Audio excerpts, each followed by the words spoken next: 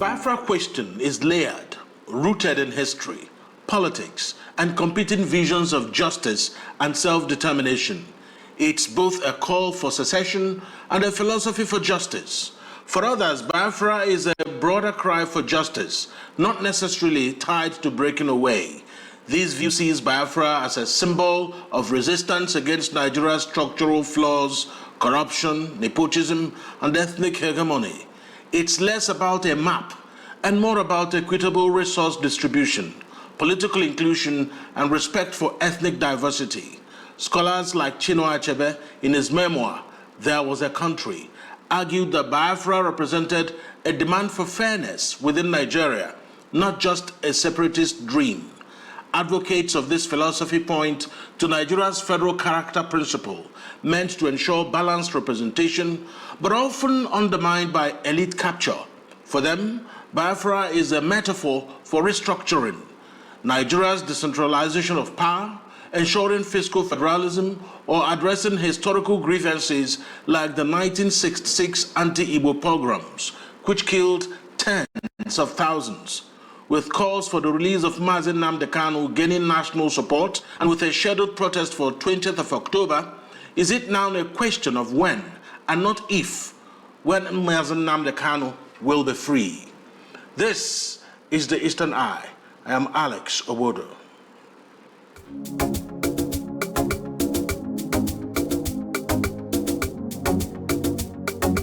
Welcome to the Eastern Eye, a program that X-rays the political, social, and economic developments around us. Joining me tonight is Professor Sam Amadi, Director, Abuja School of Social and Political Thoughts. He'll be joining me from Abuja much later. We'll take a break. When we return, we'll have that conversation. Welcome.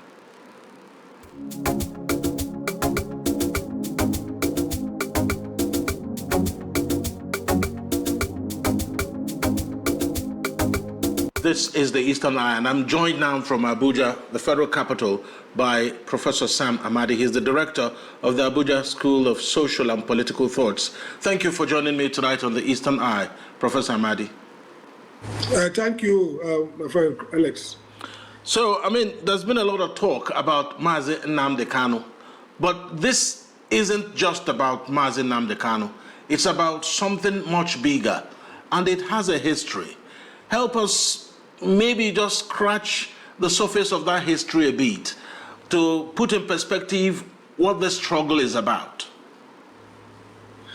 Well, thank you so much. I think the struggle for Biafra, as people say it, is multidimensional and has faced. We recall in 1999 with Obasanjo coming to power, and then of course Masop by what's his name? The former leader from Abia, who is now living in was Rike, who pushed and was arrested for years, and finally a political, truce a deal was done, and he was released under Obasanjo. Also close to election time, people like Animo then played key role as other Igbo leaders. And also sometimes the passion and the demand for Biafra came down small. And then, of course, we knew that Nnamdi Kanu was then director of Radio Biafra and was broadcasting. And suddenly, IPOB now emerged. But there have been other Biafran groups that are not involved in maybe street action. Some of them are in court, some of them are using human rights, some of them are using judicial actions. So since 1999, one could say, there's been phases of revival of neo-Biafran movements, what scholars could call neo-Biafran movements of different types. So some are essentially aspirational, philosophic, some are cultural, like the time we had the customary government of Biafra, which Dr. Dose Ikedife, some very eminent and established persons like former justices were part of. And the idea was to prepare, maybe for whatever time the Biafra would come, but again to build a customary approach which was tied to UN procedure for self-determination. So the idea is that in the United States, in the UN system, indigenous people would have right to self-determination, but that would require establishing some kind of indigenous government that kind of claim to speak for people who claim they are indigenous and facing different degrees of maybe organized state persecution, would have to be administered their own right of self-determination, and then maybe choose their own independent statehood. So there are different groups that came up. Some pursued through, what I call militant public protests. Some doing some international lobbying and engagement, and everyone was in one way or another kind of not to be disturbed for indigenous people of Biafra. So once you say indigenous people of Biafra, it looks all-inclusive. But there were multiple platforms that have various divergences in terms of approach, in terms of doctrine, and in terms of strategies that they thought they were going to use to deal with Biafra. So when they culminated in the first arrest and detention of Nnamdi Kanu, and I remember I was part of the group with Soludo leading us then, who went to try to see him and to get him out. And he was got out, he was taken out of prison to the help of Ekoromado, other Buridas, Amadi, and all that. And then it became more of street action in the southeast, rallies and big rallies and political marches until the unfaithful, if you like, unfortunate incident of attack in Umaya that led to his escape. And then, today we are seeing perhaps a much more negative and dangerous aspect of the struggle. So that's how some bit of genesis. Thank you so much for helping us with that. But let's take a look at the response of the Nigerian government to this. How do you think that the government's response to the Biafra movement has impacted the prospects of national unity and stability, looking at everything that has happened? Well, I think usually, the response has depended on who is in power. Okay, under Obasanjo, of course, Wazirika was arrested and imprisoned. We didn't see much of military attacks on civilian targets or in neighborhoods. But after some time, he was released through a political negotiation.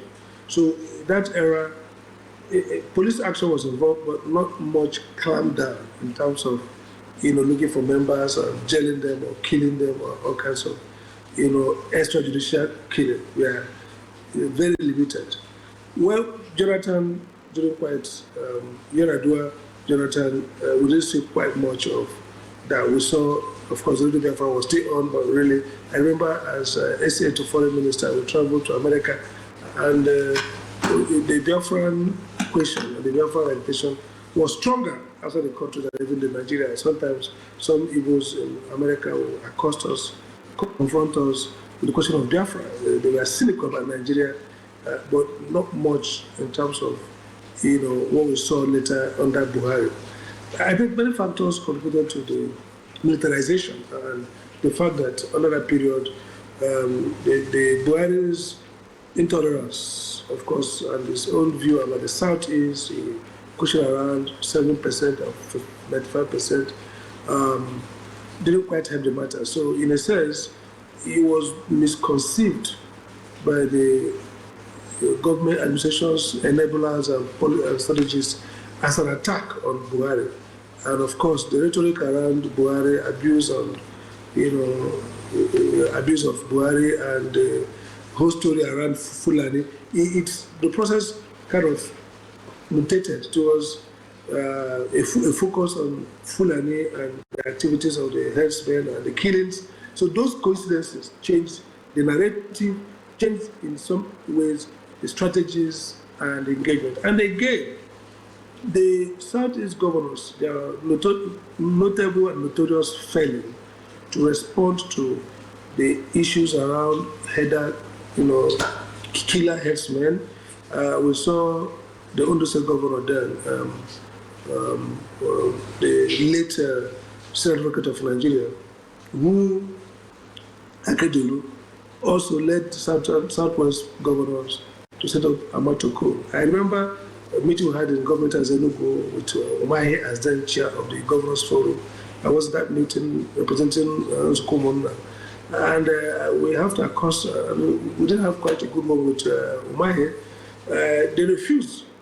Apparently, some would say in response to Abuja not to be seen as supporting, they played a very bad game of not responding to that concern of Igbo people, Igbo youths, for some kind of a defense strategy and formation against increasing killing by herdsmen. So that signal failure, in fact, Umahi appointed his brother, General Umahi, as a very fine gentleman, as chairman. He so much frustrated his brother's committee that General Umahi had to write and resign and said he wasn't doing anymore. So Governor Umahi frustrated that committee, and we didn't have the Igbo equivalent of Amadi Code. Now, that gave rise to the IPOB's ESN. And I recall I was active in this conversation. I opposed ESN on the basis that, look, a private militia would be a bad thing because the state, we should put pressure on the governors to create a regulated, force, whether like I want to call civil volunteer, what we normally have our vigilante, however, but it should be the state government. The moment individuals or parent groups or NGOs or some outfits begin to create a militia in the Southeast, you've lost the plot. You have a descent spiraling down to violence. And I printed that and I disagreed with that strategy. But unfortunately, it was provoked by the failure of the governors to take very decisive action. And so, the governors lost public trust, IPOB won public trust. And the people were, in the beginning of the show, very, very supportive of ESN. The idea that somebody was taking responsibility to fight the killer herdsmen in our forest was a narrative that Igbo people bought into. But for me, it was a very, it was a tipping point and a junction in this journey that things unraveled badly. And so, with that, the Nigerian military, the Nigerian state had sufficient, in their view, reasons to now militarize their response. And then the phenomenon of the unknown gunmen became part of it. IPOB says that's not us. It's a fifth columnist. Government said that's you. So all this, in my view, if the state governors are taking strong view, the ESN would not have perhaps gotten any foothold and would perhaps have had the unknown gunmen and all this phenomenon. So this is where we are, and that's how we got there. And so the Nigerian state has been brutish, in my view. I can't forget that some youths were killed in MNN about 2001, 2002, and I went to court. Before then, I had written to the governor of Enugu in 2023. I said, exercise the power as a governor to initiate a judicial inquiry. 23 youths were killed in a secondary school, or 21 or 23. And the argument the other people made was that, look, these were, IPOB people, they said, no, these were young youths who are doing exercise in the secondary school. Whatever it is, extrajudicial killing is not allowed in the Constitution. So governor cannot judicial inquiry. I wrote to the governor that I was abused and refused. I went to court, federal court in Enugu, and won the case. The court says it's part of your power to set up a judicial inquiry. The case is in appeal, but I've lost interest. So that incident dramatizes the failure of governorship responsibility to the governors to even protect the youths in their community. And so the Igbo youths became victims of reckless, extraordinary extrajudicial killing by the Nigerian state. And that further weaponized, inflamed, and encouraged the level of violence that we later saw with the so-called non-government, or whether it is any group. But essentially, the justification was that they are killing our people, they are extorting our youths, they are blocking them. People were oftentimes arrested in Imo. And then, of course, Igbo became a epicenter. Groups of them mismanaged the crisis, brought in the military, perhaps in a reckless way. The killing of some of those guys created a reprisal that led to Imo, almost 1/3 of Imo lost to high-level banditry, kidnapping, and killing. There's some part of Okigwe now. And then Anambra became, war zone, literally speaking. So this is actually the sociology and the history of what has happened.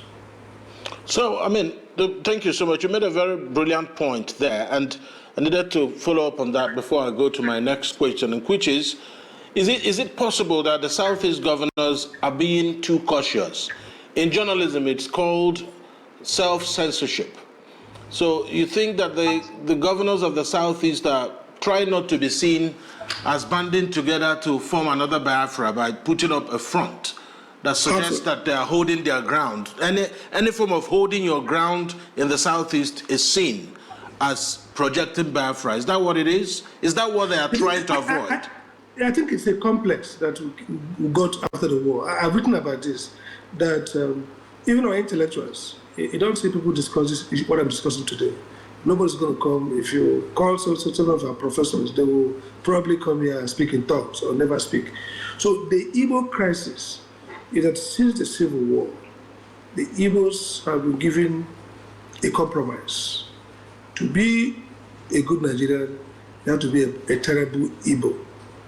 To be a good Igbo means you are a terrible Nigerian. So this is really the jigsaw for Igbo leaders. And that's why the Igbo land today has very bad, doesn't have good development, because our leadership cadre are timorous, tiptoeing. They don't want to hustle. So, for example, Enugu as governor could promote strong Southwest Yoruba ideals and interests.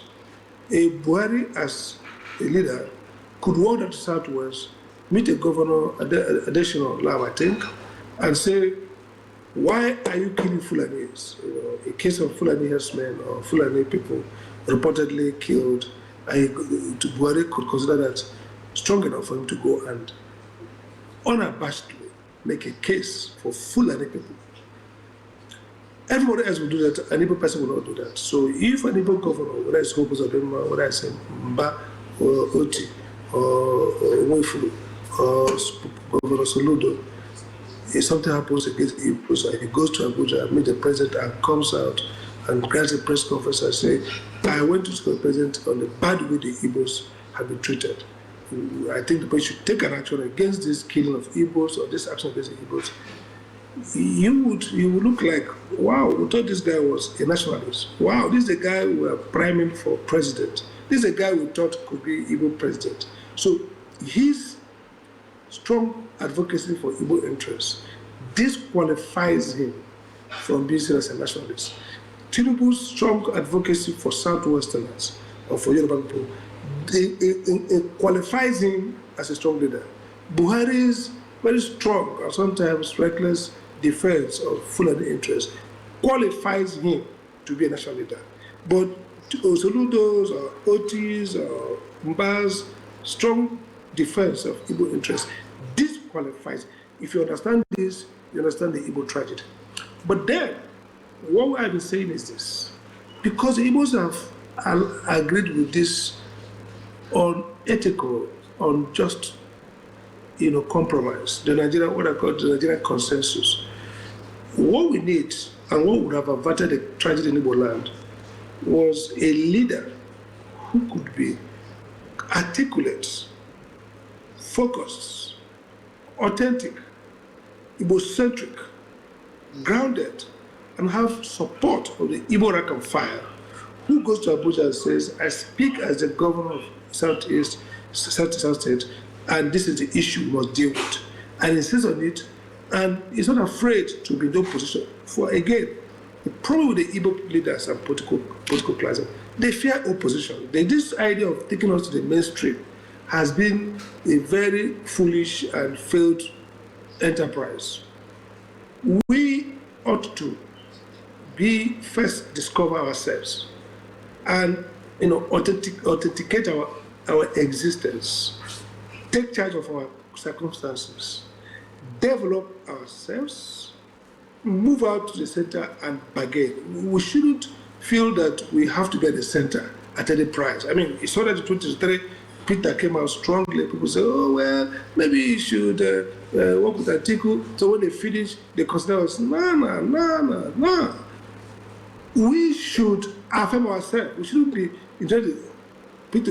Governor Peter Mba is going to the center. Oh, Tinubu was opposition in Southwest for more than 8 years. Held strong. No matter what is against him, held strong.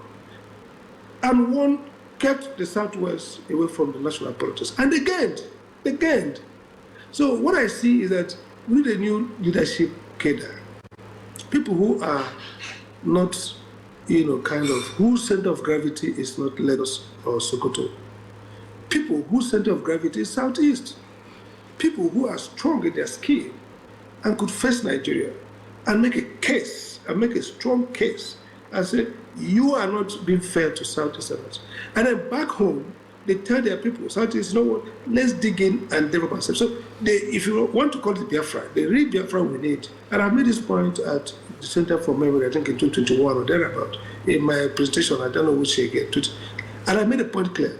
I said there are three alternatives Southeast people will face. One is this Biafra, two is Nigerian presidency, three is what I call recovering social capital in Alebu. And I said, for me, I don't mind, I prefer three: determined, rugged, fearless, entrepreneurial, competent governors in Southeast, driving courageously the rebuilding of Southeast than an Igbo president. Because really, we can really make this place work. And so the point we've lost since after the war, maybe the types of Mbakwe, who was the NPP Emirati Party, facing crisis and attacked by MPN big hoguns, but was so passionate about defending Igbo interests that he had to whip, cajole, blackmail Shehu Shagari to come and deal with Ndiegoro Abba. In spite of the fact that, just like today's APC, the MPN then was contriving how to have a landslide, the one who win everything, slide onto the military coalition. But Mbakwe was not phased. He had colleagues, so he had the MPN people, mass against him, but he did not kind of collapse. He was strategic, he was strong. So I think that's what is missing in Igbo land right now. It's a leadership that has the courage, the if you like, radical zeal to protect Igbo interests, and the wisdom to build our people back so that we can a grass that it does not, God doesn't give water, or they give water, will go and fetch for himself. That's why grass have their own water. So the Igbos can now take care of their own development. And as such, that look, we have to ensure that people are not being killed. I mean, if your youths are being killed, like you see in Imo State now, people arrest, kill, Tiger Bays, all kinds of places, and you are not providing security, your boys, youth will be profiled and arrested and taken to God knows where. And you don't care about saying, why should you guys do this? What's the first? Follow due process. Let's find out. So if you're not doing that, why would these youths really, when I tell them, I say, look, let's leave this Biafra and focus. For me, there are a lot of things to focus on how the Igbos will survive in Nigeria and flourish, because I don't know what happened tomorrow, but as far as I'm concerned, with the way the world politics is, Nigeria will continue to either blunder or flounder or find its path. There's nothing coming, there's no breaking in the next 10, 15 years. And what that means that in that period, the challenge for Southeast and Igbo is to thrive, is to build civilization. It's not to disintegrate and decay and waiting for somebody to come and bail us and then take us to Sugar Candy Mountain. That's not what it should be. So the leadership is failing, and failing radically, and that's what is behind the now almost like devastation of Southeast. We will take a break, Professor Amadi. When we return, I'll find out from you the issues of federalism, resource control, and power distribution in Nigeria. as how the Southeast can intersect through all this. Join us after the break.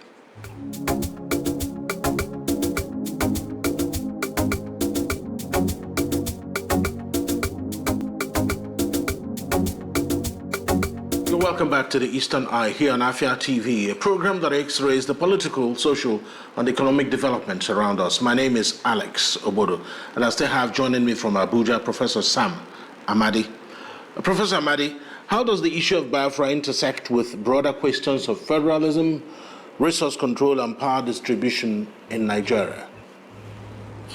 Well, I think they intersect in the sense that Biafra's second coming is a result of failure of governance in Nigeria. So as long as Nigeria continues to fail, the nostalgia for Biafra remains. I mean, Biafra is that ill-defined authority, would have been. So any person whose life seems brutish, short, and nasty, and most Nigerian lives are so, or in more relative terms, would somewhat think about Biafra. And that's why, you know, as a matter of fact, most of our people abroad, the Biafran fervor is strongest, you know, outside the country because of the sense that people leave this, most people who leave this country, this current exit or exodus of Nigerians, are persons who left out of frustration. So in the first exit, we had our best and brightest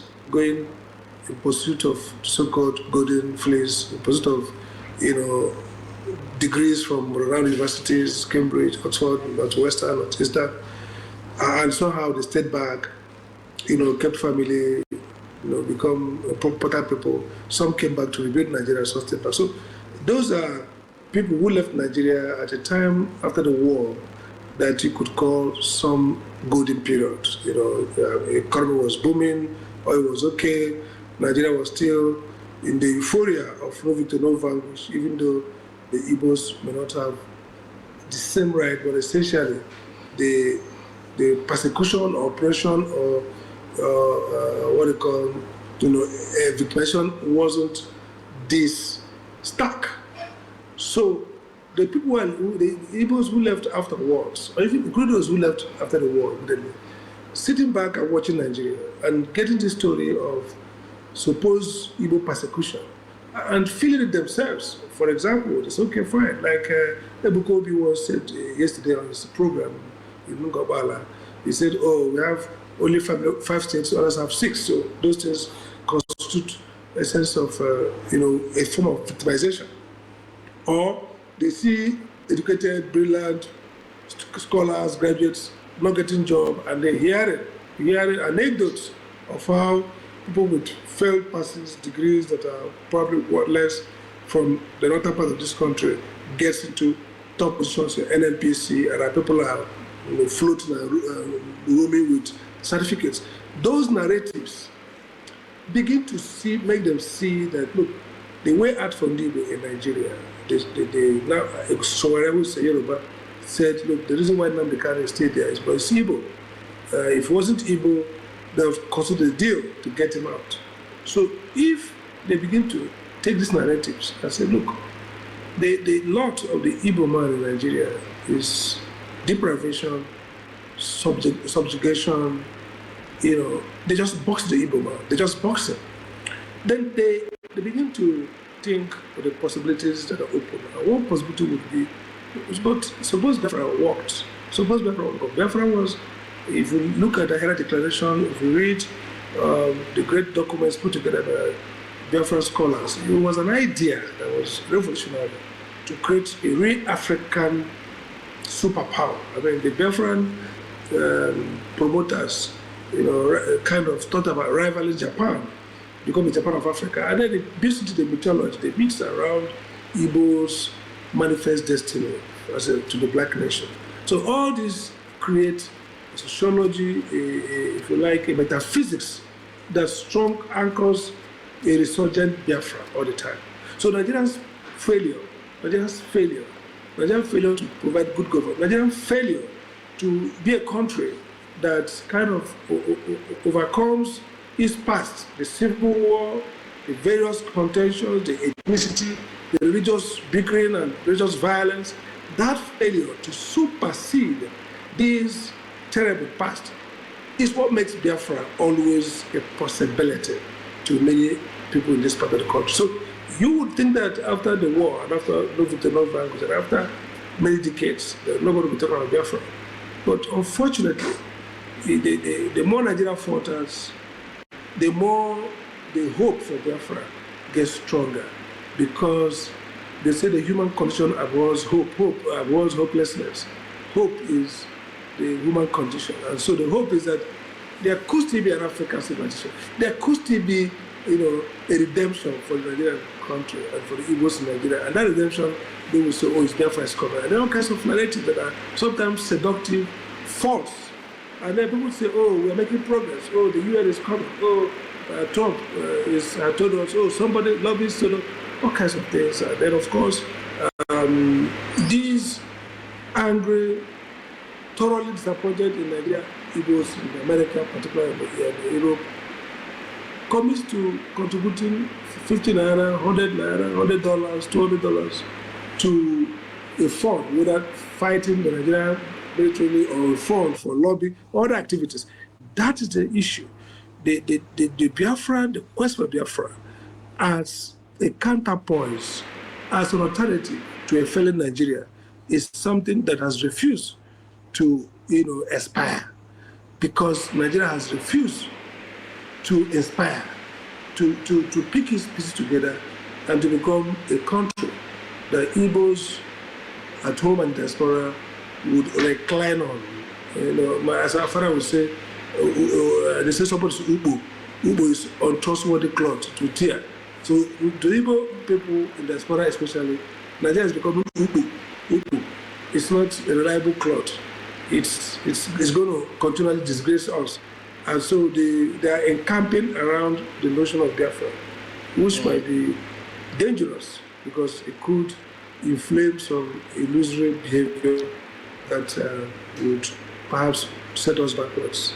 That's right. So what role do you think ethnic identity and cultural preservation will play in the Biafra movement? Because some people are seeing these concerns, how it will be addressed within the Nigerian state. With this, I'm taking your mind now to the demolitions in Lagos, because it's there. I mean, you can't gloss over it. Most of the people who own properties that are being demolished are from the southeast. So, is this part of what's being complained about? I mean, perhaps if the bulk of them were not from the southeast, would it be really a big issue for the Lagos state government? Again, let's put it this way. Since Tinubu came to power, we've seen a certain violence against Igbos, whether it's orchestrated or part of a strategic Tinubu's ideology, I can't say, but the coincidence is very clear. In 2023 election, after P2B defeated him roundly in Lagos, and that was embarrassing, I think, to Tinubu and his people. In the governorship election, which would have won by Labour Party really, with the momentum, they literally used violence to stop Igbos from voting. I recall that morning, my cousin calling me from Lagos said, Uncle, they don't want us to, they're shooting at us. And after that, there's no inquest. Nobody said. Some people, by Oronoga, respected before then, very respected politics. Abikeda, even Tinubu's wife, the first lady, we are caught on tape making comments about Igbos that are very dangerous and damaging. I even went to the IG of police insisting on one Lagos PD who spreads, serious statements against Igbos to be arrested. What has happened? So really, look at this way. Nigeria has a terrible work to do to convince Igbos that they are part of this. There's a good faith acceptance of them as part of this country. I mean, some of us who are idealistic and elitists and intellectuals can brush it off, but some of these guys who are not, they pick it, it stays in their mind, it's in their psychology. So the social psychology in Igbo land right now is that there's a conspiracy not to mainstream Igbo people. And P2B, that's why P2B's presidential bid It's actually Nigeria's, it's part of the healing process. Because if an Igbo man becomes president, which the Southeast desire by virtue of, look at Southwest many times, South, not Southeast. If the Southeast become president of Nigeria, and a competent one at that, they reassure us and reinvest goodwill back to Southeast in Nigeria. That is really what P2B's possible election as president posed for us. Secondly, I've been talking about what I call democratic citizenship. The idea that every Nigerian is a citizen of Nigeria, everywhere he is, and the Nigerian state is prepared to protect that Nigerian in that space as a citizen with equal rights. Because Nigerian leaders are not inclined to this notion. So the idea of creating Batusta lands, where Igbos can go or Yorubas can go, is reinforcing this idea of identity politics and strengthens Biafra. Because the moment you begin to think about Nigeria without Nigerians, then you're not going to deal with the Biafran question. The Biafran question is a question of identity. So when the Igbo feels that it's a Nigerian, and manifestly so, because he suffers no discrimination anywhere in Nigeria, then he begins to lose the psychological attachment to Biafra as his authentic identity. But the moment you connect to reinforce to him that it's not a Nigerian, that it's an Igbo man who has to be restrained, constrained, and limited, and he cannot claim a Nigerianness in Lagos, even though he was born there, he has lived there, he has invested there, he has paid tax there, he has developed there, he has done everything there. He cannot claim a Nigerianness in Lagos. He will forever be an Igbo in Nigeria. Then you are reinforcing the idea of Biafra. That's a simple formula. So one way to aspire Biafra is to allow robust citizenship, is to make the Igbos feel strongly that wherever they are, they have nothing to lose or fear about themselves.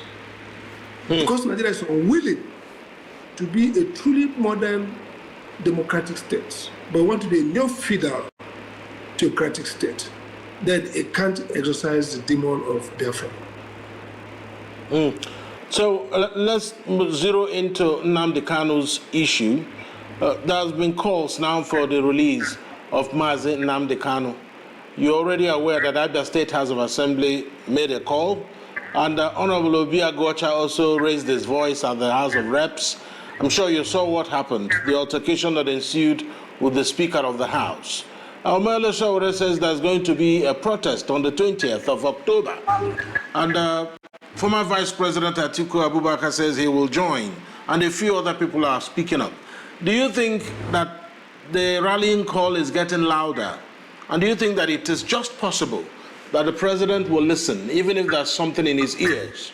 I think the rallying call is going up. I mean, by the way, many people have said before now that the continuous detention of Mazi Nnamdi Kanu doesn't make any sense, legally speaking, really, and politically speaking. Especially now that he's sick, so the reasonable thing to do is to release him, and why he goes to trial, or to truncate the trial totally, because basically it seems to me clear as a lawyer, as a lawyer, and listening to some of the actors handling the matter, that there's really no serious legal issue to try here. But I'm not the prosecutor, I'm not the state, but politically it makes sense. It's a win-win to get him out. My sense would be that maybe they are forcing to remove his hand too early. Maybe he would like to play this as a political joker. Maybe not. But again, I think if it's fair and just that Mazi Nnamdi Kanu should be released, because one, the circumstances in which this later issues developed was partly, the federal government was partly contributory to it by the invasion. Again, we've seen a clear terrorist bandit in the north who admits to killing, sitting in a conference table with government officials, negotiating a truce. So I'm yet to see somebody who said, President Nnamdi Kanu said, go and kill Mr. B. I know that he leads a group that may be involved in some, questionable actions. But that's in criminal justice does not translate to individual culpability for named offenses, apart from the nebulous charge of maybe terrorism or state, treason and those kind of charges. So it seems to me that no real course of justice served by keeping him.